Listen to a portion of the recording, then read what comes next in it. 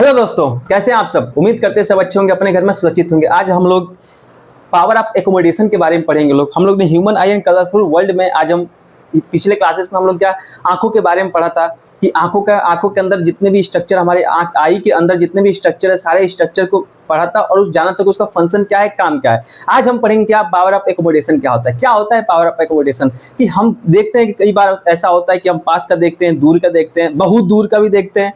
तो कैसे हमारी आंखें सारी चीजों को देख पाती हैं। तो क्षमता, जो हमारी आंखों की क्षमता है कि हम पास का भी देख सकते हैं, दूर का भी देख सकते हैं, बहुत दूर का भी देख सकते हैं, इस क्षमता को हम लोग क्या कहते हैं, लोग पावर ऑफ एकोमोडेशन कहते हैं लोग। ठीक है ना। तो आज हम लोग स्टार्ट करते हैं क्या पावर ऑफ एकोमोडेशन क्या होता है। ठीक है। तो पिछले क्लासेस में आपको आंखें के बारे में बताए थे कि मतलब जिससे हम पूरी दुनिया को देखते हैं, आज हम उसी के बारे में पढ़ेंगे लोग। ठीक है। तो चलो, तो पिछले एक बार रिवीजन करा दे रहे हैं सारे स्ट्रक्चर को जो हमारी आंखों में जो पाए जाते हैं। कौन कौन सा स्ट्रक्चर था, देखो कि सबसे पहले बाहरी की तरफ एक स्ट्रक्चर पाया जाता है जो बाहरी तरफ निकला हुआ है, उसे हम लोग क्या कहते हैं, लोग कार्निया कहते हैं लोग। इसे हम लोग क्या कहते हैं, लोग कार्निया कहते हैं लोग। ठीक ना। अब बीच में क्या होता है, एक लेंस पाया जाता है, उसे एक क्या होता है, एक लेंस पाया जाता है जिसे हम लोग क्या कहते हैं, क्रिस्टलाइन लेंस कहते हैं। कार्निया और लेंस के बीच में क्या होता है, एक फ्लूइड, एक लिक्विड पदार्थ भरा होता है जिसे हम लोग क्या कहते हैं, लोग एक्वस ह्यूमर कहते हैं लोग। इसे हम लोग क्या कहते हैं, लोग एक्वस ह्यूमर कहते हैं लोग। ठीक ना। और जो हमारे लेंस में जहां से लाइट एंट्री करती है लेंस में, उस ओपनिंग को हम लोग क्या कहते हैं, लोग पिपिल कहते हैं लोग। इस ओपनिंग को हम लोग क्या कहते हैं, लोग पिपिल कहते हैं लोग। ठीक ना। जो पिपिल के साइज को रेगुलेट करता है उसे हम लोग क्या कहते हैं, लोग इरिस कहते हैं लोग। इसे हम लोग क्या कहते हैं, लोग इरिस कहते हैं लोग। ठीक ना।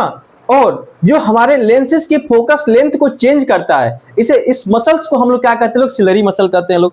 क्या कहते हैं लोग, इसे हम लोग क्या कहते हैं, लोग सिलरी मसल कहते हैं लोग। इसे हम लोग क्या कहते हैं, लोग सिलरी मसल कहते हैं लोग। जो क्या करता है, हमारे आई जो लेंसेज है, लेंसेज के फोकस लेंथ को क्या करता है, चेंज करने का काम करता है। ठीक है। तो जो अब यही इसमें जो पावर ऑफ एकोमोडेशन का मेन फंक्शन जो काम करेगा, कौन करेगा, सिलरी मसल करेगा। क्या इसमें क्या करेगा, क्या फोकस लेंथ को चेंज कर देगा। मतलब क्या, मतलब दूर का देखना है कि पास देखना है, कि इस हमारा मेन मकसद क्या है कि जो हमारा इमेज है कहाँ बने, रेटिना बने। और रेटिना क्या होता है, जहाँ स्क्रीन की तरह काम करता है, जहाँ हमारा इमेज बनता है, जो हम देखते हैं, देखने के बाद जो इमेज फॉर्म होता है वो किस कहाँ फॉर्म होता है, रेटिना फॉर्म होता है। ये इस पीछे वाले हिस्से को हम लोग क्या कहते हैं, लोग रेटिना कहते हैं लोग। पिछली वाले हिस्से को हम लोग क्या कहते हैं, लोग इसे रेटिना कहते हैं लोग। इसे हम लोग क्या कहते हैं, रेटिना कहते हैं लोग। ठीक ना। और जहां से नर्व रेटिना पर जो स्क्रीन में जो इमेज बना हुआ है ब्रेन तक ले जाने का काम कौन करता है, ऑप्टिक नर्व करता है। कौन करता है, ऑप्टिक नर्व करता है। ठीक ना। और जो स्पेस जहां से निकलता है ऑप्टिक नर्व, उसको हम लोग क्या कहते हैं, लोग ब्लाइंड स्पॉट कहते हैं लोग। क्या कहते हैं, लोग ब्लाइंड स्पॉट कहते हैं लोग। ठीक ना।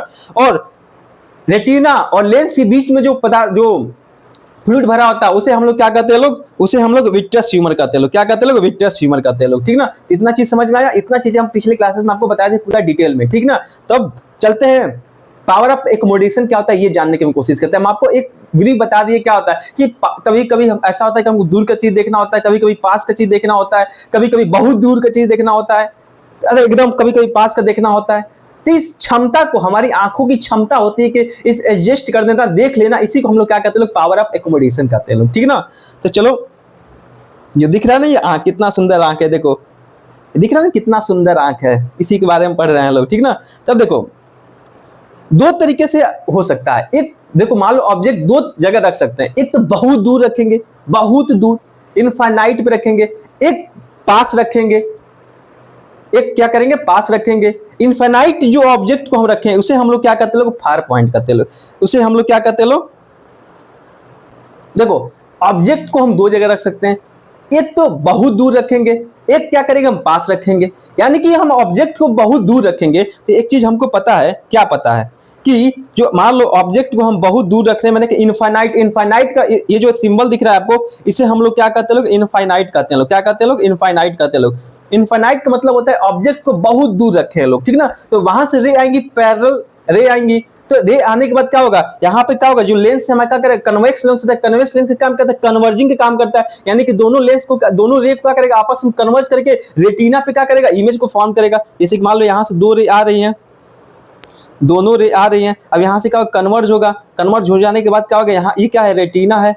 रेटिना पे क्या होगा, इमेज को फॉर्म करेगा।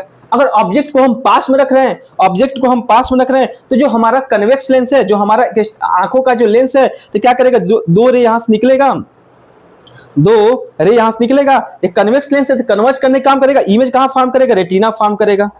In the I the most of the refraction is done at the surface of cornea, मतलब हमारे कार्निया पे हम क्या बताते हैं, मैक्सिमम रिफ्रैक्शन कहां होता है, कार्निया पे होता है, ठीक ना। उसके बाद से कहां होता है, लेंस पे होता है, लेकिन मैक्सिमम 70 से 80 90% रिफ्रैक्शन कहां होता है, कार्निया पे होता है सबसे पहले, ठीक ना। अब lens make the small adjustment of the focus length different distance, मतलब अलग अलग डिस्टेंस पे क्या होता है, हमारा जो लेंस होता है क्या करता है, एडजस्ट करता है फोकस लेंथ को, ताकि जो इमेज जो कहां बने, रेटिना बने। रेटिना पे क्यों बने, क्योंकि तभी हमारे ऑप्टिक नर्व क्या करेगा, वहां से ले जाकर ब्रेन तक सिग्नल लेके जाएगा, अच्छा जो सामने दिख रहा है वो इमेज है, ठीक है।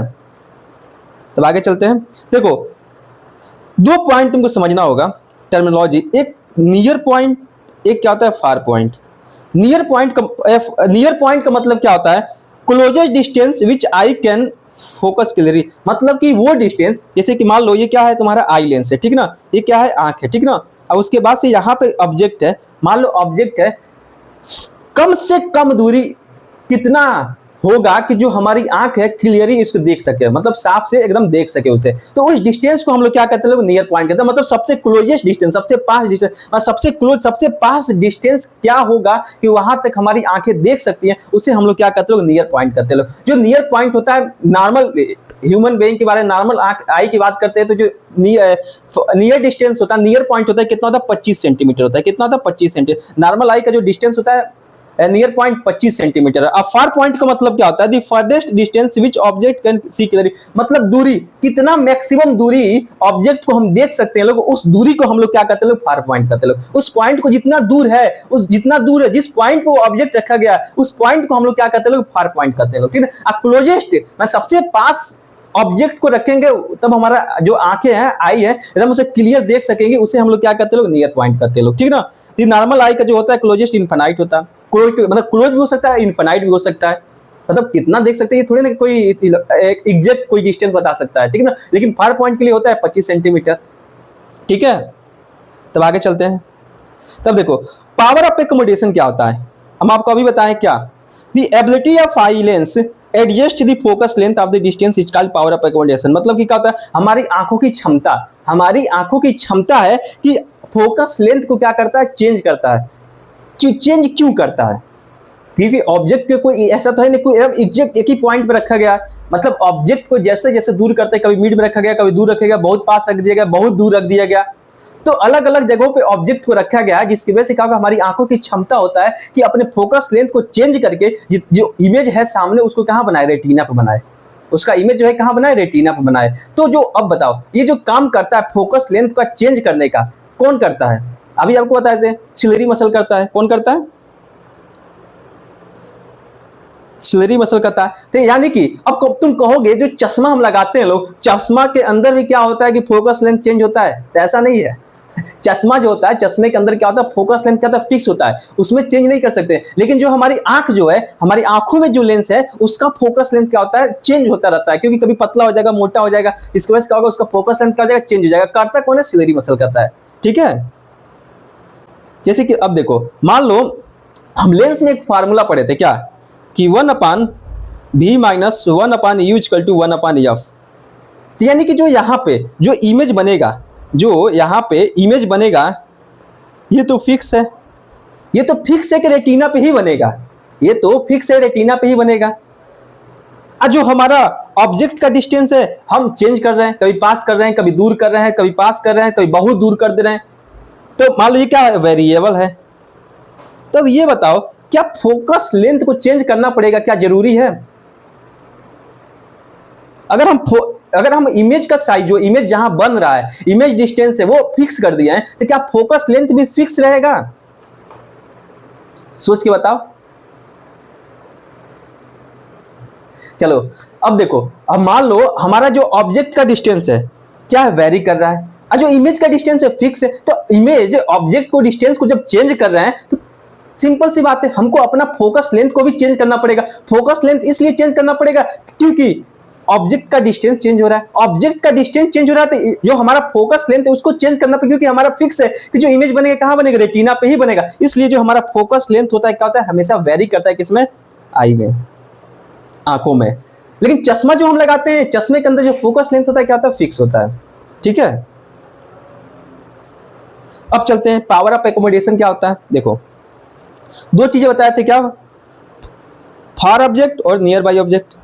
मतलब ऑब्जेक्ट को दूर रख रहे हैं, ऑब्जेक्ट को पास रख रहे हैं। अब देखो, जब हम ऑब्जेक्ट को, फार पॉइंट मतलब होता है दूर रखे हैं, ठीक है ना। ऑब्जेक्ट को मान लो ऑब्जेक्ट को हम क्या कहें, दूर रखे हैं, ठीक है ना। तो उस समय क्या होगा,